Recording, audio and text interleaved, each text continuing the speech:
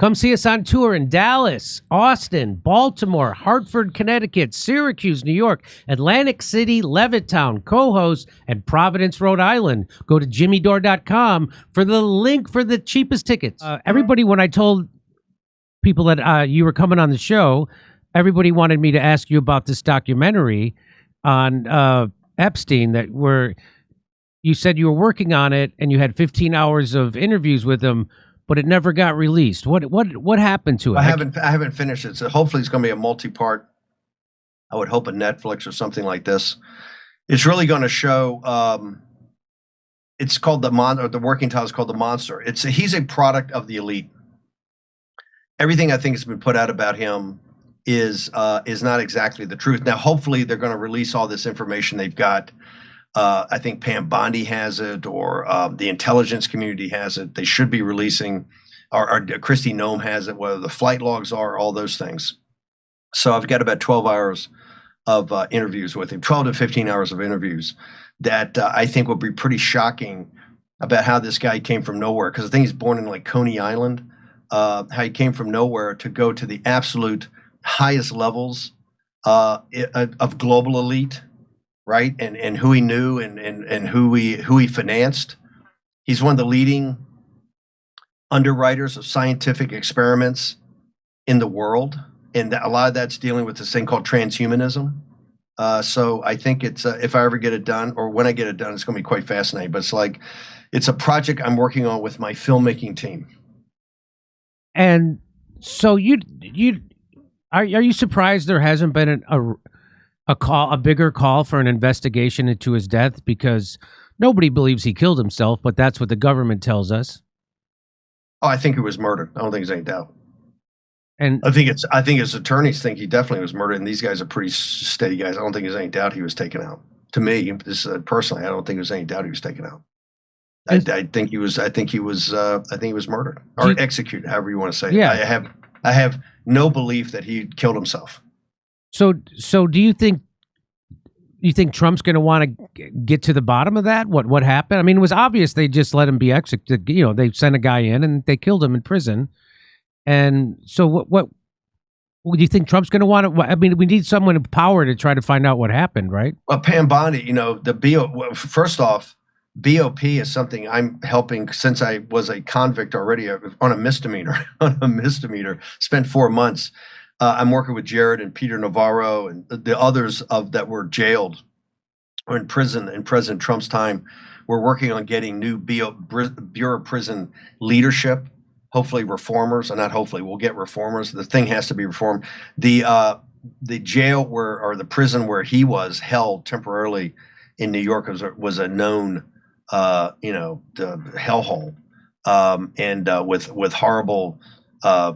People running it, et cetera, filthy. People should not have to be treated like animals. Although he was not a good guy, very bad guy, but he's still a human being. You got to treat him like human beings. It was terrible. But I have no belief.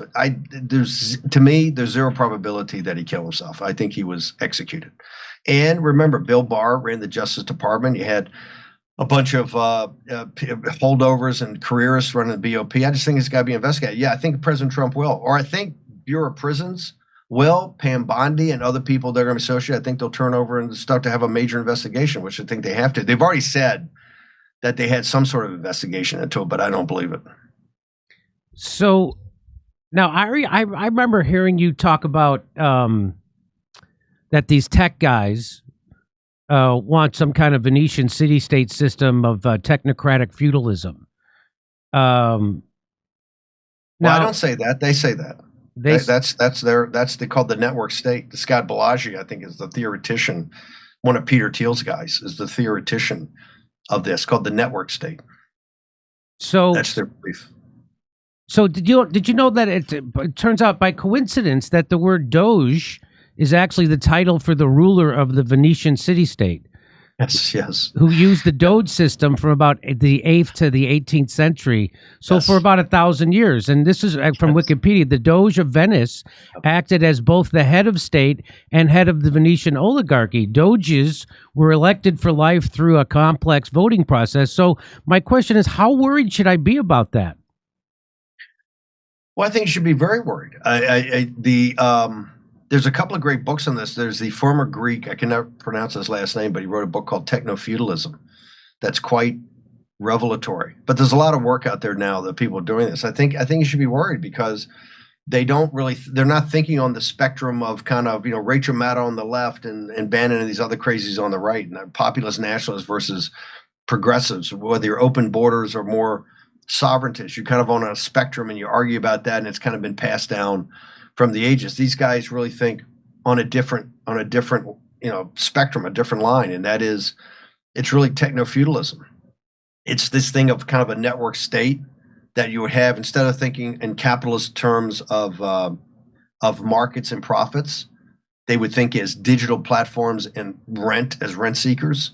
And so and this is why you have no competition. You have Facebook and Google and Twitter and Amazon and these things that really have no competition. You have 50 or 60 or 70 electric vehicle companies.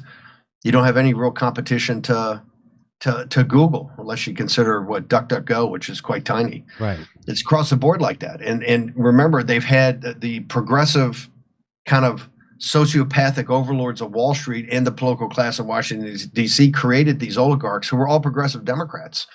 And it was fine. They kind of made a pact with them, an agreement that since we're a hegemon politically and geopolitically, they would make a Faustian bargain to essentially allow these people to become the richest people in the world, have no antitrust around them, no breakups, no real regulatory control, very de minimis regulatory control, and allow them to become the richest, most powerful people in the world. But the Faustian bargain was that you have to take the commanding heights in the age of the algorithm. In the algorithmic age, you have to make sure that the hegemon has the commanding heights.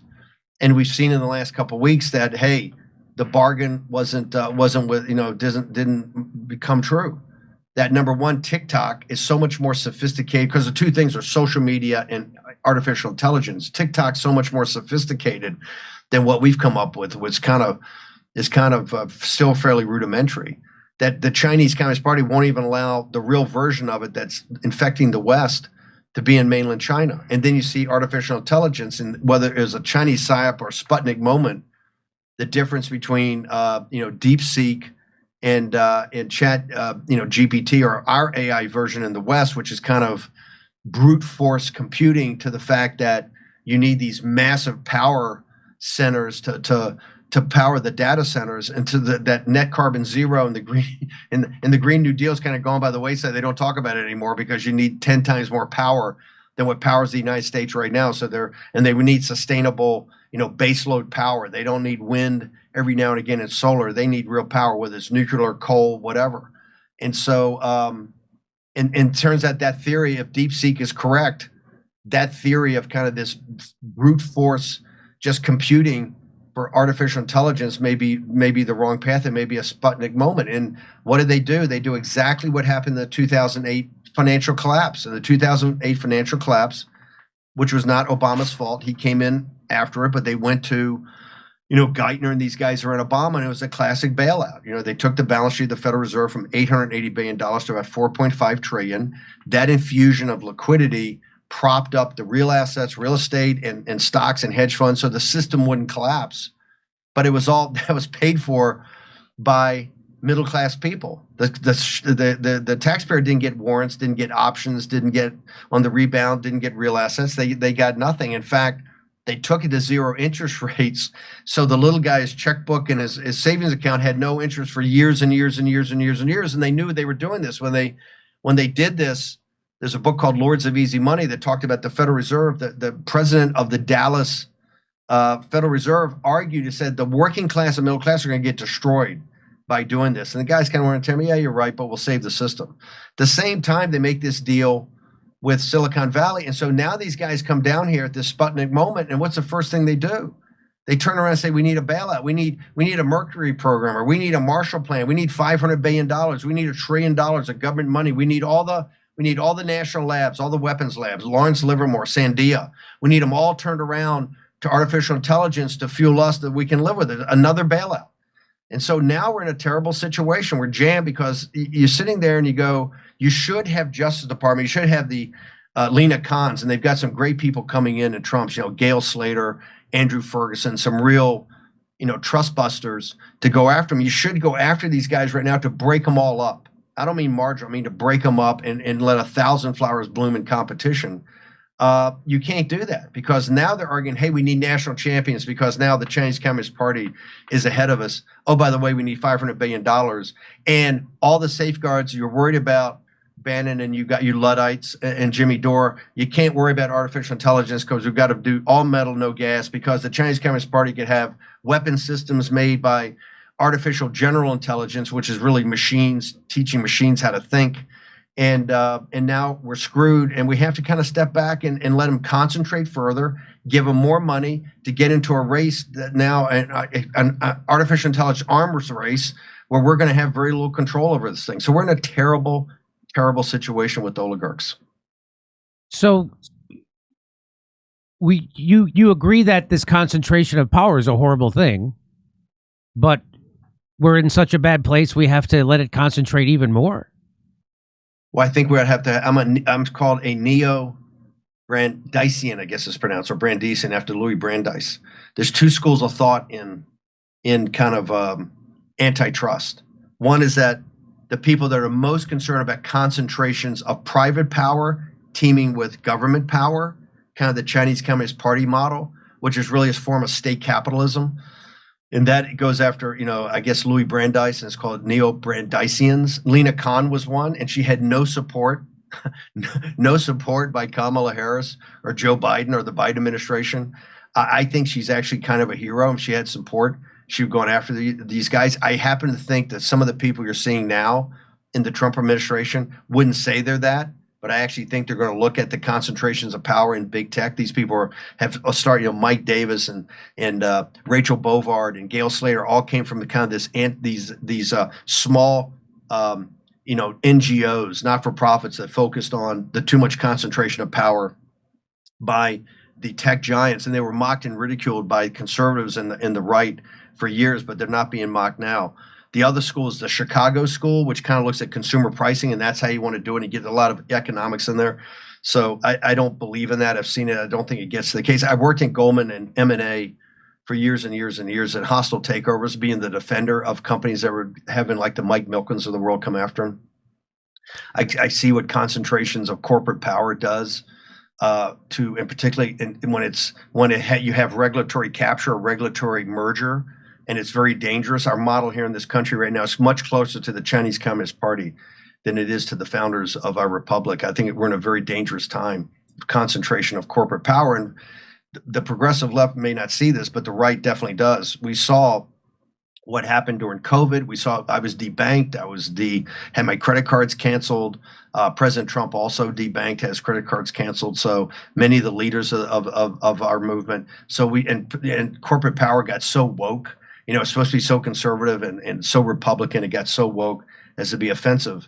So we're very, very. I am absolutely against big concentrations of corporate power, and I always think that corporations have to be reined in because I think not reined in, they could be quite dangerous, as I think they proved in COVID, and I think they proved in the DEI woke age of our country.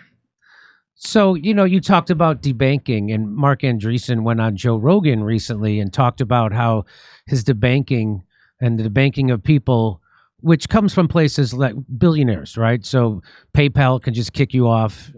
They could debank you, which they've done. Same thing with Patreon. Same thing with all of them. They can just debank you. You've been debanked. So, but Mark Andreessen made the case that was coming from the Consumer Financial Protection Bureau, which they actually fight against that sort of thing. And so now Elon's going after. I think he's doing great work with USAID, and I'm all for his, auditing of the Pentagon and the Treasury Department. But he's pretending that Consumer Financial Protection Bureau is somehow a nefarious group, and they're actually the only thing in the government that's looking out for the regular worker, the regular Joe, and trying to protect them from things like debanking. And what do you say to that? Well, first off, I think they're going to, the Doge guys are going after, they have a big mandate, a writ to go after all this. And we'll talk about in a second how it ties back to reality of the budgeting process. The consumer, which I think, look, the payday lending, there were some horrible abuses. I think there's arguments on both sides. One, does it actually restrict credit to people, and what it's actually done to protect people. I do think there's arguments to keep parts of it. There's arguments to take down parts of it. They're going to go through and do an audit. All that eventually is going to have to come back through Congress. I think you're seeing this. They put a budget out today. That's a 10-year budget. It's a joke on the math, but it doesn't have any Doge elements in it. I mean, all this thing Doge is doing and saying they're going to get $1 trillion in cuts a year, which we need. I don't happen to think it's that much waste, fraud, and abuse. There is some. I think they've already found some. And there may be more incompetence than we even know. We need to get to the bottom of that and root it out. I do think that the only way you're going to get these budget deficits under control, and if you don't get them under control, you're not going to get inflation under control, is that you have to do major programmatic cuts. And I think those programmatic cuts have to start the Defense Department. You have to cross the Potomac and get into the Defense Department. Until you go to the Defense Department, and let's leave waste, fraud, and abuse aside, and the fact they haven't been able to get an audit done in decades. I'm just talking programmatically, and particularly how it lines up with President Trump's kind of rethinking of our strategy, which is now a hemispheric strategy. He's kind of laying out that, and Rubio talked about this, the end of the post-war rules-based international order means that you don't need the United States from NATO to the Middle East to the Malacca Straits and South China Sea and then up to Korea and Japan. The United States doesn't need to be everywhere. We take care of this hemisphere from the Panama Canal to Greenland and kind of block the Russian Navy up there, which it will, and cut off the Chinese Navy to get into the Gulf of America from the Pacific. You have a kind of a Monroe Doctrine 2.0. You had Bolsonaro in Brazil, Milei in Argentina. You've secured the hemisphere. You add Canada, or even if you don't, you have some sort of partnership with Alaska. You got Alaska, Greenland, and you got Canada. You're at the Arctic, which is going to be the new great game of the 21st century between China, Russia, and the United States. My point is, you have a total hemispheric. You're totally hemispherically secured. You take the island chains in the Pacific, and you've secured the United States of America from any real attacks. You put an Iron Dome on it, anti-ballistic missile. I'm good to go. Then we're hermetically sealed, essentially, against the rest of the world. Not perfectly, but a lot more than we are today, which is about 2%. So you do that. Your priorities can change in defense. We can't spend right now. It's $900 billion. The NDA for defense, NDAA, and I will tell people it's really $1 trillion because they hide other costs everywhere. And the budget they put out today, they got 100. There's a thing out with $170 billion additional for DHS, I think it is, for the invasion of the southern border, to seal the border, but to do the mass deportation. $175 billion. Think of that ticket. There's another $100 billion in defense added on to the $900 billion we're spending. We just can't do it. We're at 3.4, 3.5% of GDP on our defense spending, and it just can't continue. And I come at this from a guy that I was 7.5, 8 years as a naval officer. 3.5, 4 years at sea on a combatant on a destroyer back at the Pentagon. My daughter's a West Point grad. She served with the 101st Airborne in Iraq. So we're not doves. I'm kind of a hawk, but I consider myself rational in about how you go about this. And if we're serious about cutting this budget, we have to cross the Pentagon, or have to cross the Potomac and start at the Pentagon. And so that's what Panama and the Greenland was all about. So Panama was about getting Chinese out of the Panama Canal, and Greenland was about securing it from Russia. So if you take, it's like Alfred Lord Mahan, the great theoretician that the British based their naval strategy on. It's if you take the Panama Canal and you block the ability of the Chinese and the Russian Navy ever to team up, and you go all the way up the East Coast and you go Greenland can block the Russian Navy, particularly the submarines, the fast attack and the ballistic missile submarines from coming out of Murmansk and Archangel in the Arctic and coming down past Greenland and between Greenland and Iceland, right there in that slot. With the United States, you build a base right there. You put hunter-killer aircraft. You put fast attack submarines. You bottle them up. Right now, we have sonar buoys and sophisticated.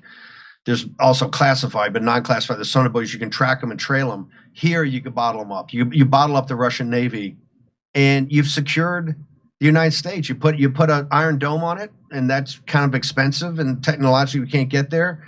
but you've got the Monroe Doctrine 2.0. You've secured the southern border. Now you got this issue in the Arctic, because that's going to be this, like the great game was in Afghanistan in the 19th century. It's a great power struggle up there as China's up there. Russia's spending all their time and money up there. The Arctic is going to be and this is one of the reasons Canada has to take seriously some sort of partnership. President Trump wants to state, but some sort of partnership with the United States, because now their greatest barrier, the Arctic North, is now their softest underbelly of exposure to a great power struggle, where the United States having Alaska and some sort of partnership with Greenland, which I think we will get. You add Canada and we can just block it up there. So it's a naval strategy. This is why when President Trump announced it, he's thought this thing through, I think, pretty well. The NATO countries, I said at the time, weeks ago, I said they better take the signal here, not the noise, because we're telling them the Russian army is your problem. We're not a continental power. We bailed you out in World War I. We came back and bailed you out again in World War II. We bailed you out again in the Cold War. We're done. The Ukraine thing's a disaster. We never should have been involved. We're done. The Russian army's your problem. And Pete Hegseth said today, I think in Munich at the security conference, he says, hey, Europe's got to understand European defense security is not a high priority for the United States. They're an ally. We don't want to be a protectorate or a vassal state. So we can get to it, but it's not a high priority. A high priority is securing the homeland. And President Trump is laying out a pretty serious plan. I would also tell your listeners, he's not kidding. He's not trolling people. When he talks about the Panama Canal, the Chinese Communist Party came down there and bought off the elites like they do. It's predatory capitalism. They had all the things in Chinese. The people were getting screwed. The people down there want us back. President Trump's going to take back the Panama Canal. That no doubt. And the Chinese Navy is not going to be sailing through there. The Greenland situation, he's absolutely serious in this. He talked about this in the first term. In fact, I think he had Ron Lauder, the executive, try to work a deal the first time with the Danes. So he's very serious about it. He's talked about this ever since I've known him. He's been obsessed with Greenland, and particularly naval warfare, and using a naval strategy to protect the United States of America, which is we were a naval power in World War II. Canada, he's very serious about that. If you look at geoeconomically and the tariffs we announced yesterday on the 25% tariffs on steel and aluminum, that's just part one. He looks at the United States as a premium market that the little guy is kind of supported and built over time. And he looks at it like you would look at buying a box at a sporting event or a front row ticket in a concert. It's a premium market. You got to pay a premium price. He doesn't look at tariffs like a 25% tariff on a Mexican avocado. That's an old way of thinking. Number one, he thinks it's a premium market. You should pay for that privilege to get in here. And the only way you don't pay is you put your manufacturing right here and you hire American citizens for those jobs. I think that's pretty revolutionary. This is why this concept of external revenue, he keeps talking about McKinley. Hamilton was called the American Plan. The founders of our nation, who are protectionists like Hamilton, had this plan called the American System or the American Plan, with very high protective tariffs to make sure that our manufacturing base could start to grow. And up until the financial crisis of 1907, when shortly thereafter we went to the Internal Revenue Service and really put all the revenue generation to run the government on corporations and or American citizens. Up until then, everything was essentially paid for by tariffs, fees, and duties. And this is why he keeps talking about McKinley. It's one of the reasons he renamed Mount Denali Mount McKinley, because he's a big fan of McKinley's. And he looks at this budget deficit, when you're talking $2 trillion, in President Trump's mind, he sees $1 trillion. Now, maybe a grossly ambitious number, but he sees $1 trillion coming in annually as external revenue from people trying to get into this market, or putting manufacturing here where we're getting the benefits of that manufacturing to lower the deficit. And people should know that he's not trolling people. He's very serious about Canada, very serious about Greenland. He's very serious about the Panama Canal. Well, I mean, I've seen stories about companies in Canada already, when he was threatening the tariff, that they were going to open up manufacturing in the United States because of it. So that just kind of bolsters what you're saying about it. There's so many things. I'd love to talk to you for an hour about the tariff deal, but I got to move on. You're not afraid that those tariffs will cause inflation? Well, look, in 18 and 19, we put the highest tariffs we've ever had on China and prices came down? No, I don't think so.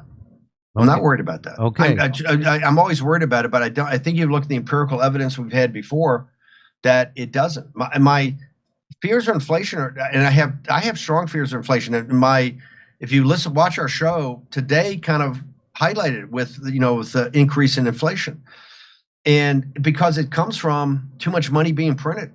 It's this massive government spending, and here's the reason: people for years said, "Well, debt doesn't matter, deficits don't matter because it never affects the working class person." Well, it deflates the value of the dollar.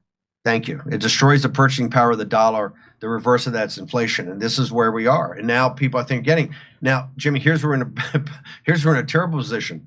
Since we have $36 or $37 trillion face amount of national debt, contingent liabilities on the dollar are over $100 trillion net present value.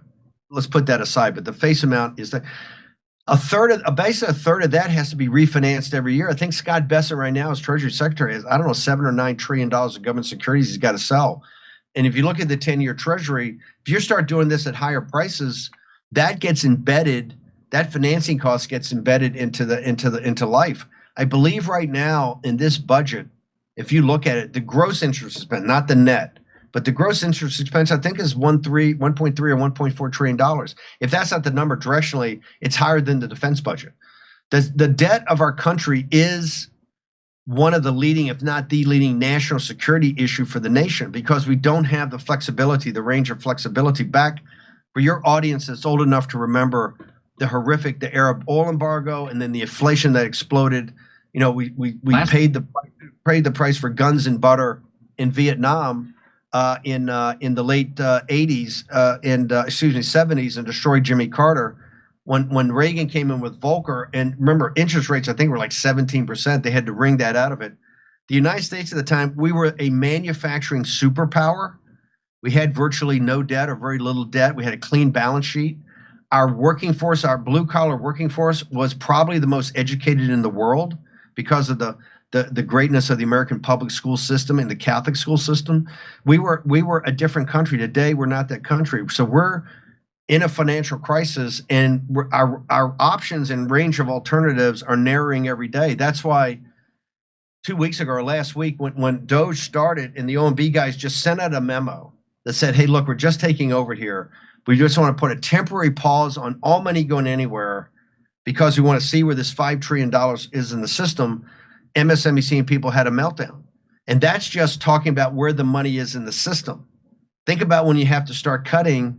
If we have to cut $1 trillion a year of this deficit, and a couple of $100 billion comes out of defense, and you got to take $400 or $500 billion out of social programs or maybe Medicaid, you're going to have riots in the streets. And this is why I say people think the hardest days of Trump's administration, and you got all these people running around, everybody's loving Trump, right? They all love him. You're like the bros loving. You have the converging pincer moves of massive cuts in federal spending that you're going to have to do, coupled with the deportation of 10 million illegal alien invaders. You tell me what that's going to look like in this country. It's going to be both of them have to be done, and you got to be empathetic in doing it. But they're going to be hard, and it's going to be tough, and it's going to be quite contentious. Well, here's what I don't understand. So I'm a small business owner, and I see how much money I have to pay to these vampires, which are called health insurance companies, who make money by skimming. They don't provide you with care. They skim, and then they make even more money by denying care that you paid for. And so we've got, almost a quarter of our economy going to healthcare. Why don't we have a more intelligent plan? We pay twice as much as the rest of the Western world for way worse outcomes. We have worse outcomes than Cuba. So why doesn't somebody tackle that problem? Why do I have to? I have one employee. I have to spend $40,000 a year for him and his family on healthcare. Why aren't business owners screaming about, hey, why don't we get rid of this healthcare burden around our neck? We could cut our healthcare costs in half and give everybody healthcare. Everybody who's on Medicare can't wait to get to it. It's the most popular healthcare program in the country. Why, we have Luigi Mangione and people cheering for him. Why are there no business owners wanting to get this albatross off around their neck? And so we can have a healthcare system like the rest of the Western world has figured out a long time ago. I think there are a lot of business owners that actually are screaming for this. I think the reality is, and this is why Bobby Kennedy later tonight should be confirmed as the Secretary of HHS. And I've been the biggest proponent of Bobby from the beginning. I actually was an early advocate of Bobby Kennedy being President Trump's vice president, because it's the merger. Kennedy is the manifestation of the Make America Healthy Again movement, and the merger of MAGA, Make America Healthy Again, Nicole Shanahan, Naomi Wolf, the Moms for Liberty, all these red-pilled moms, with MAGA, is a 1932 type realignment in American politics where we can govern for decades and decades and decades if we do that, if we merge these two together. I had Tuberville on before the hearings with Bobby, and you saw how vicious the hearings got with Bobby. And I said, look, Senator Tuberville, if you had to rank the military-industrial complex, the big tech industrial complex, and the biopharmaceutical medical complex, as far as power in the imperial capital, where were they rank? And he laughed at me. He says, Steve, he says, the biopharmaceutical medical is at the top. And he says, if you combined the military industrial and the big tech, he says, which are both enormously powerful, if you added them together and doubled them, you would not have the power of that lobby. In fact, he said, the reason Bobby Kennedy on the Committee of Jurisdiction, which is one that runs the hearing.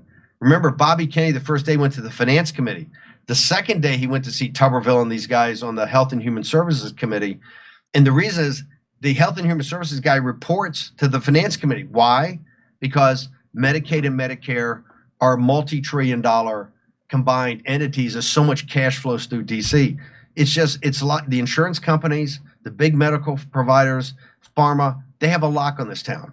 If you wanted to come up with your idea, you just said, hey, Steve, I got this idea. Let's get some entrepreneurs. We get, 50 entrepreneurs. They give you some money and they want you to be like a trade association or something. You can't find, Jimmy, you could run around DC. You can't find competent lawyers really that you could retain. They've all been retained. They all work as lobbyists. They're all retained by the big pharma, the big medical, the medical industrial complex. You can't find them. The lobbyists, the law firms, the comm shops. This is why, look at MSNBC. It's one of the first things Bobby wants to do. If you took off big pharma's advertising out of MSNBC, it would be a test pattern. I think 75% of their ads in prime time come from big pharma. I mean, we monitor it nonstop, and the diseases these people have is like bizarre. Yeah. But big pharma runs this town. So it's not my line of country. I depend on the Bobby Kennedys of the world to think that through because it's so complex.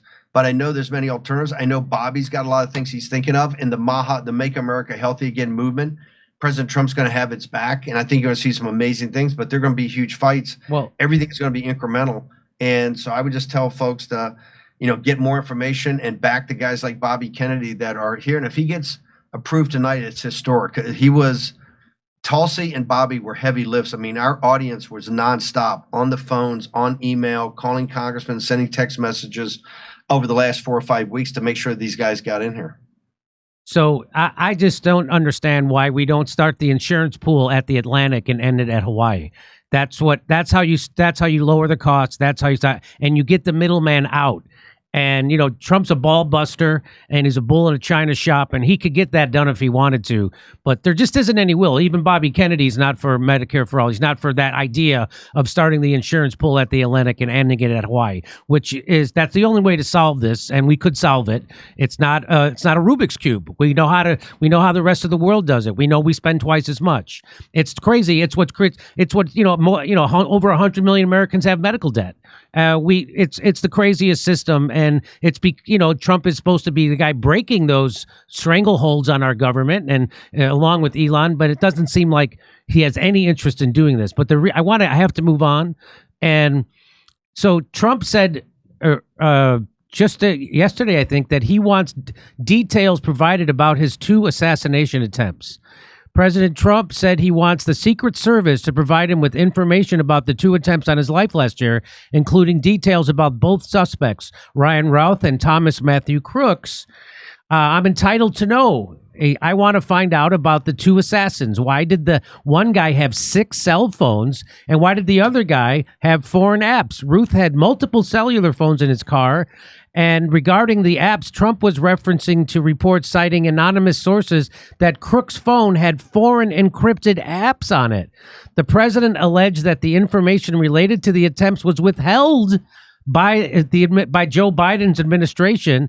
No more holding back because of Biden. I'm entitled to know. And they held it back long enough. Trump told newspapers, no excuses. So, by the way, authorities have released few details about Crooks to the public, and Crooks' family has not released a statement since the assassination attempt. No motive for the shooting has been publicly established. So who do you think tried to kill Trump? I thought it was the globalists and, the deep state that didn't want to end the Ukraine war, because as Julian Assange taught us, those wars are not meant to be won. They're meant to be ongoing because it's one big money grift.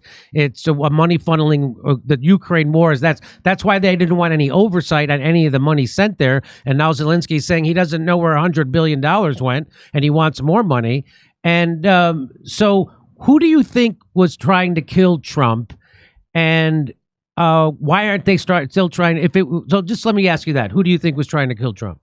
I think who trying to kill Trump. I warned the president about this a year before. I said it publicly when Robert Kagan. It's out in plain sight. Robert Kagan is the public intellectual. I think he's over at the Atlantic now. He's the husband of Victoria Nuland, who's the architect of the color revolution in Ukraine. And so Kagan's one of the biggest public intellectuals we have. I think it's in January 1st, 23 or 24. He does a 5,000-word essay in the Washington Post on New Year's Day. It talks about Trump as Caesar and kind of makes the case that we're looking for a Brutus, that Brutus is, would be a hero. It goes back to the first term of President Trump. Remember the Public Theater in New York, out there in Shakespeare in the Park. They had to play Julius Caesar, and Caesar was dressed as Trump. He had the blue suit, the red tie, the yellow hair. Portia is Melania. I mean, this wasn't subtle. It was up in your face. And people, the elite in New York, gave a standing ovation every night when the assassins, the senators, assassinate Trump. They have a standing ovation. The elites in this country. That's who killed him. That's who tried to kill him. I warned him. I said, Kagan is the Washington Post is the hometown paper for the imperial capital. I said they basically gave moral justification. They're looking for their Brutus. Every night on TV, how Trump's a dictator, Trump's awful, this poison that was put out there every single day. Who tried to kill him? The apparatus did. Okay? Now they got some assassins, just like, the Lee Harvey Oswalds, the chumps you get that could be the front man, if he was even the front man. But my point is, you've got the kid in Pennsylvania and this goofball from doing the Ukraine work down the golf course in Palm Beach. So Steve, no, the deep. It's not even a deep state. I don't even call it a deep state. It's up in your face when you're sitting there. Like President Trump put me in charge in the first year of with Eric Prince, of trying to get us out of Afghanistan. And they'll sit there. They will. And look, I came out of the Pentagon. I worked there as a junior officer. I was a Grundoon back in President Reagan's first term, 1981 to 1983. And these folks today, they'll sit right there in a briefing and look you in the eye and lie to you. A bald-faced lie. The system has its own way they're going to roll. They don't care if it's Bernie Sanders or AOC or Donald Trump or whoever. They got their own way they're going to roll. And the way they're going to roll, it's an imperial power. They're like a Praetorian Guard. They will pick and choose who kind of the front man is, like of Joe Biden. And we now know that Biden was selected. We now know that Biden really have charge of it. That has to be as serious investigation as anything we've done in history. That Pam Bondi's got to get on top of that. I think a special prosecutor ought to be on top of that. Everything from the stolen 2020 election to J6 to the vast criminal conspiracy to trying to lock President Trump up to who ran the White House. And when did they really know that he had dementia or he couldn't do it? Now they're all coming out clear. Oh yeah, I knew her numbers. I knew she was going to lose. I knew the numbers weren't there, or I knew he had dementia. That's all lies. Up until 10 or 11 o'clock that night, you didn't hear any of these people saying that. They weren't saying it at all. That night before, in the morning of, they're sitting there talking and how Kamala's going to win, the university's going to turn out, the urban areas are going to turn out.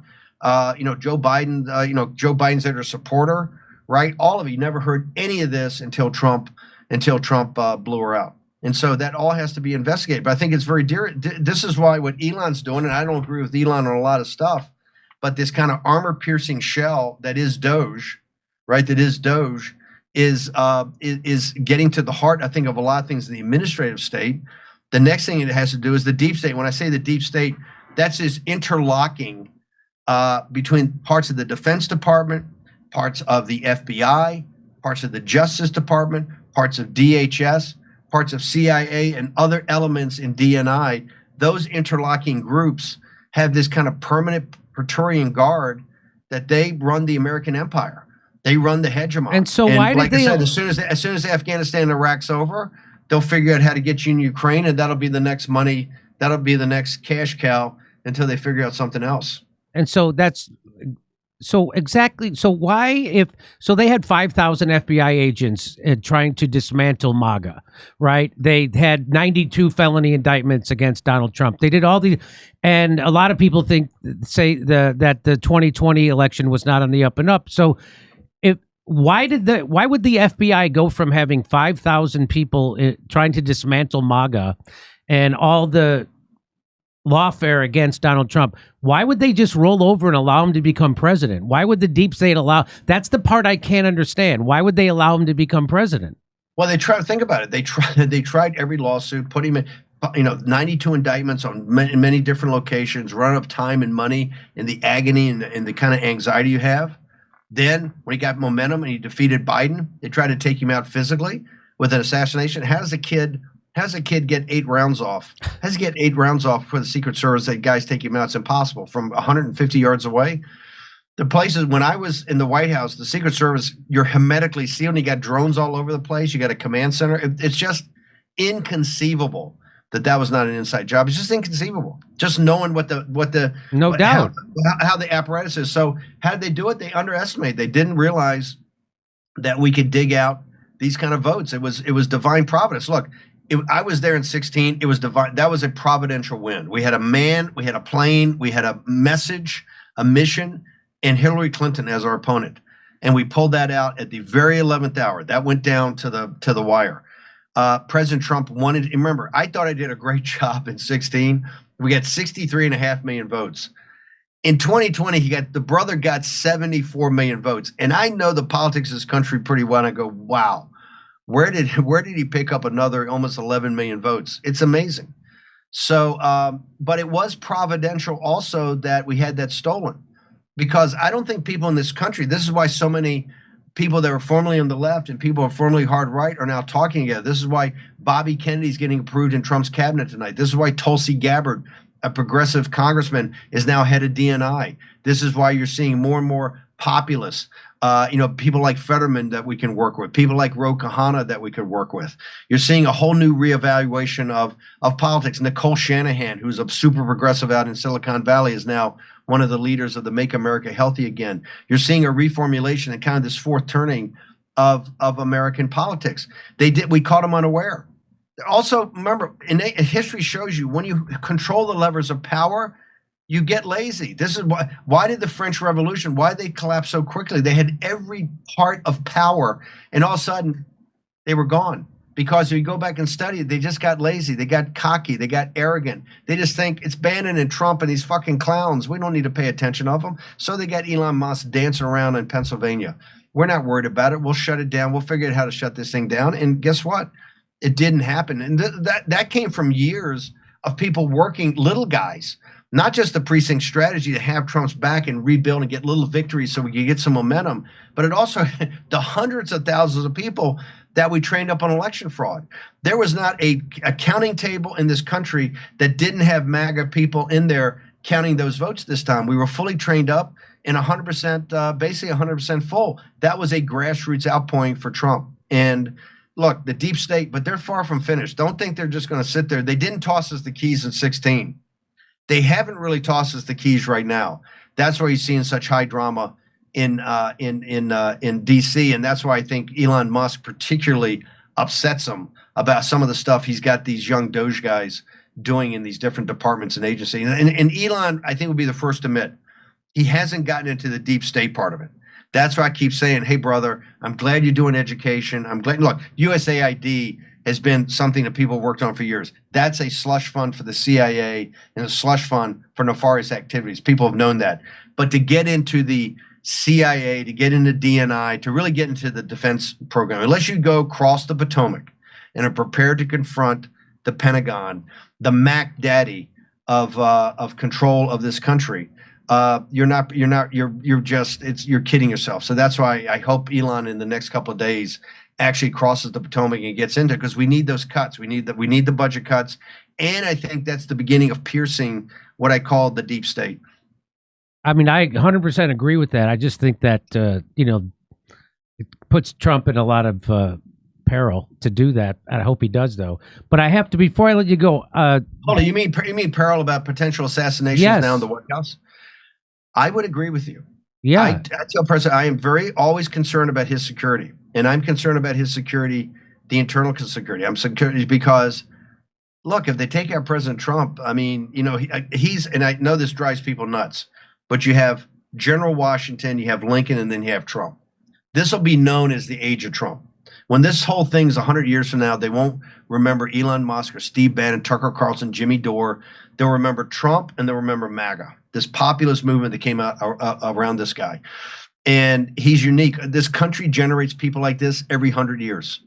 And, and I realize a lot of people hate him, but I will tell you, a lot of people hated Lincoln.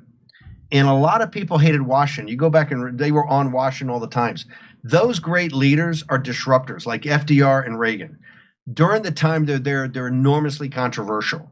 It's only later, after they've powered through things, right, that they've become an armor-piercing shell to the system, or they've given the system blunt force trauma. Only later, as the country's gone to the next level, in the kind of looking back in history, are they looked as kind of unifiers. At the time, Lincoln was not a unifier at all. Washington, to a large extent, was not a unifier. Remember, only about a third of the country actually fought in the Revolution. And General Washington's great claim, besides what he did as president, his greatest claim was a general field commander for 8 years in a ragtag army to hold that together against a third of the country that were Tories and a third of the country who didn't give a fuck, were going to play both sides against the middle. He was a disruptor. Lincoln's a disruptor. Trump's a disruptor. In history, we look at General Washington as the father of our country. We look at Lincoln as the second American Revolution that really gave us a new republic, right, without indentured servitude or the bonds of slavery. And we're going to look at Trump as the same way. He's taken this country if he makes it through. But I'm concerned. I agree with you. I'm always concerned about his health and his safety. So, but my last thing, I got to ask you this, because this is I think this is going to be the Achilles heel of his administration, is Israel policy. So he said this just yesterday. Let me play it for you. Said that process would take 10 to 15 years. Does your commitment to rebuilding Gaza extend beyond your time in office? I'm committed to buying and owning Gaza. As far as us rebuilding it, we may give it to other states in the Middle East to build sections of it. Other people may do it through our auspices. But we're committed to owning it, taking it, and making sure that Hamas doesn't move back. There's nothing to move back into. The place is a demolition.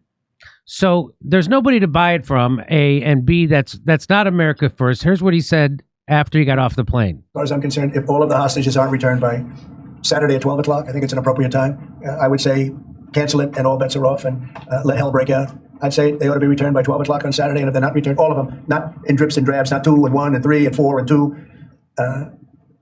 Saturday at 12 o'clock, and after that, I would say all hell is going to break out. And I don't think they're going to do it. I think a lot of them are dead. I think a lot of the hostages are dead. I think it's a great human tragedy. So that's Trump ending the ceasefire deal. They have a deal, and Israel fails to meet every single part of the ceasefire deal. Trump says if Hamas doesn't meet their end of the deal, all hell will break loose by 12 p.m. Saturday. They have met their end of the deal, and that's even according to the Israeli government. The intention is to create the impossible situation within which Palestinians can only die or be ethnically cleansed. So just to back up what I said, Israel's mass circulation newspaper, the Israeli army and security establishment, confirmed that so far Hamas has not violated the ceasefire deal. And so the deal was that they were going to do that. They were going to release 4 hostages, 3 That was the whole deal. Trump is now blowing that deal up, and he's breaking the ceasefire. What do you? First of all, that I haven't really found anybody who's serious who thinks his plan about taking over Gaza, rebuilding it, and kicking out the Palestinians is going to work. There's just as many Hamas fighters today as there was on October 7th, and Israel is the one who breaks every one of the ceasefire deals. So what do you say? What do you see as a? Do you think his plan is going to work? Do you think it's thought out? It doesn't seem thought out. And what do you think will be the solution? I tell you, my solution is that Trump gets tough with Netanyahu, says, "Hey, you better start being a good neighbor to the people in the Middle East, and we're going to withdraw all our funding, and you're on your own. Because if we left them, that country would collapse." So he's got all the hand, he's got all the power. He doesn't seem to want to use it in this situation. I'll throw it to you. What do you say? I say that. I think that particularly when we look at counter arguments to that, we get too focused on Israel. The issue to me is the combination of different states there in radical Islamic jihad. And I've always said, and I've said this for years, I'm on the record saying it, Turkey's the biggest threat to the region, and Qatar is the financier of the Muslim Brotherhood. Qatar is the financier, one of the financiers of Turkey. And you're seeing Erdogan and the Turks now with the collapse of Syria. You're seeing they want to reimpose the Ottoman Empire, the Caliphate. They're going to go to try to control the 2 holy sites. And whether Israel's there or not, it's going to start a kinetic part of a 3rd World War. And I think we have to be very smart at how we play. I believe in what President Trump's, I think, saying is that, because it's outside the box, is saying, hey, look, I'm tired of just doing this tick for tack. I want to look at something totally different, which is, hey, we're gonna redevelop this, and we're gonna do it in a big way and make it a world city or whatever. Do I think it's thought through? Not totally. Do I think he has a lot of support in this? Not a lot. But he's got guys like Witkoff and others, and Jared, I think, have thought through part of this with him. All I know about Trump is that he changes the conversation. What we're doing there and what we're doing in Gaza is not working. Maybe we try something else. And this point about the ceasefire. The Muslim Brotherhood are rearming and refinancing the entire time. Now, I believe right before we came on here, I think they said the 12 noon thing is off, that they've agreed, that Hamas and Israel, I think, have agreed to go back to the 3 or 4 hostages and not have a high noon, tripwire. I mean, that was the deal that when President Trump said it, I said, we better be ready to get engaged there, because that's going to light the place up. And I think it's a very dangerous place to light up. So if he sends American troops, I mean, the only way No, impossible. No, impossible. That's not going to happen? No. There will not be American troops. I don't believe that President Trump, he's getting a lot of pressure for this. I don't believe President Trump even supports a military, any type of military support for either an air attack into Persia or any type of ground attack into Persia by the Israelis. I think Netanyahu came over to talk about that. I think that's one of the reasons President Trump started talking about Gaza, kind of changed the conversation. I think the conversation Netanyahu wanted and was going to spend the time on is actually their movement of either taking out wherever this nuclear facility is, or the potential nuclear facility, either through an airstrike where they would need American air logistics support, or something on support on the ground, which I do oppose. I don't think we should get involved in that. And I don't think the Israelis should do it. It would light off the region into a broader conflict. I also don't agree that Israel's been a terrible neighbor. I mean, they've been under siege. They've been under siege by the Persians to the north, through Hezbollah. They've been besieged by the Muslim Brotherhood. And these are not good guys. And if people in the United States think they're good guys, you're fooling yourself. You're fooling yourself. The Muslim Brotherhood's here. Agents of these other countries are here. They've bought off a lot of, they spread a lot of money around. They're not good people. They're not good guys. They don't have the best interest of the United States in mind. And they got to be, to me, they got to be thrown out of the country, and their money's got to get out of this country. I mean, every war we've been in the Middle East, Iraq, Libya, Syria, it's all in part or wholly because of Israel. So I just think that, hold it. Hang on. I was, as a young naval officer in my 20s, I was on a destroyer in the North Arabian Sea in the Persian Gulf. And I think 1979, when the Persians took our hostages, That wasn't driven specifically by Israel. That was driven by a takeover of, Islamic State coming. Now, they hated Israel. But I think to blame it on Israel is they hate the Judeo-Christian West. You have to understand, Jimmy, they hate us. Is Israel there? And do they have a lot of problems with Israel? And has Israel sometimes not been the best neighbor to these people? Maybe, but that's not the issue. The issue is the Judeo-Christian West. They hate us. We're the great Satan. This comes from, I'm over there in 79 and my daughter's over there in 2010 with the 101st. That's a long swath that we've been there. And I agree. The war in Iraq was a disaster. The war in Afghanistan was a disaster.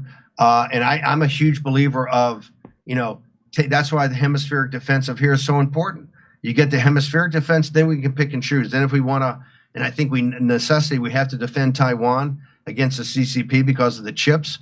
You can pick and choose. I think, and I'm a big supporter of being an ally of Israel, but I don't want to get drawn into any more Middle Eastern wars because of this. And I think Trump's the guy that can keep us out. Remember, he's the last guy anybody wants to get in a shooting war with. We had no war in Ukraine. We had no war in the Middle East. Now we've got, President Trump said today, we have 1.5 million casualties in Ukraine. 1 million dead Ukrainians or wounded Ukrainians, 500 to 700,000 dead or wounded Russians, a place that looks like Dresden in 1945. The same in Israel. That would have never happened.